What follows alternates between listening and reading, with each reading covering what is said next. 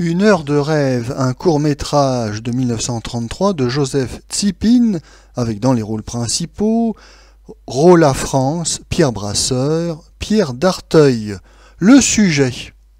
Pierre Brasseur, un étudiant qui n'a trouvé à Paris ni la gloire ni l'amour, est obligé, n'ayant plus d'argent, de regagner sa province natale. Mais au moment de partir, miraculeusement, un de ses amis lui signale un emploi bien rémunéré et facile, celui de secrétaire d'un homme d'affaires.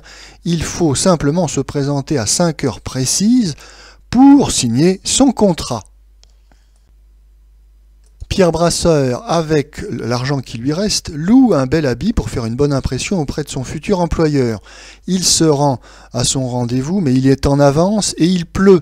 Il ne peut pas se réfugier dans un café puisqu'il n'a plus d'argent, mais il avise un immeuble dans lequel on loue un appartement. Il demande au concierge à visiter cet appartement. Le concierge est malade, mais Pierre Brasseur est bien habillé, il inspire confiance, il l'autorise à rester dans l'appartement pour le visiter. Pierre Brasseur s'en réjouit, il va pouvoir attendre pendant 1 heure au sec son rendez-vous d'affaires en faisant semblant donc de visiter cet appartement. Mais tout n'est pas si simple.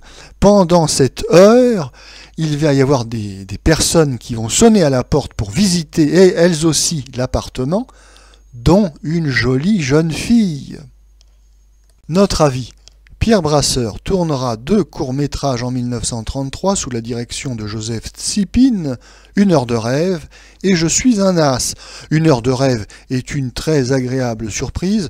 Voilà un court-métrage très amusant et fort habilement réalisé compte tenu du peu de moyens qui étaient mis à sa disposition. Oui, tout est réussi dans ce court-métrage et d'abord son intrigue. Oui, c'est une histoire très amusante que celle de ce passant qui, pour éviter une averse, se réfugie dans un appartement sous prétexte de le visiter et qui va être amené à passer 1 heure de rêve. Et puis cette histoire nous est très habilement racontée. Le film débute sur un Pierre Brasseur neurasthénique dans sa petite chambre d'étudiant, en grande discussion avec sa concierge, et on est tout de suite dans l'histoire, puisque les décors de cette petite chambre de bonne nous en disent long sur la personnalité de cet étudiant un petit peu naïf et rêveur. Dans la scène suivante, tout aussi réjouissante, nous avons Pierre Brasseur qui loue à prix d'or un bel habit pour son rendez-vous auprès d'un tailleur juif qui est certes un petit peu tailleur, mais bien plus encore usurier. Et puis le reste du film est consacré aux différentes visites de ce fameux appartement jusqu'au dénouement final qui nous fait penser que ce film, plus qu'un petit court-métrage banal, est en réalité une sorte de fable sentimentale, une fable comique, qui se termine donc par une sorte de morale, une morale tout à la fois humoristique et un petit peu philosophique.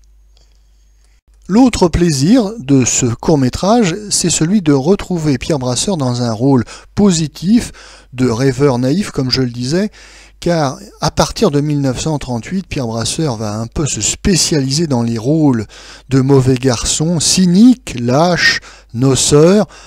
Oui, à partir du Quai des Brumes en 38, Café de Paris 38, Dernière jeunesse 39, oui, il va changer un peu de registre en ce début des années 30, avec des films comme Le sexe faible, ou même jusqu'à tardivement avec Vous n'avez rien à déclarer en 37, et puis également Mademoiselle ma mère en 37. On a un Pierre Brasseur un peu naïf, un petit peu rêveur, tout à fait sympathique, et c'est le cas ici dans ce court-métrage, Une heure de rêve. On regrettera seulement que cette heure de rêve ne fasse en réalité que 37 minutes, car c'est un court-métrage qui, avec d'autres développements de la même qualité, aurait certainement fait un très bon long-métrage.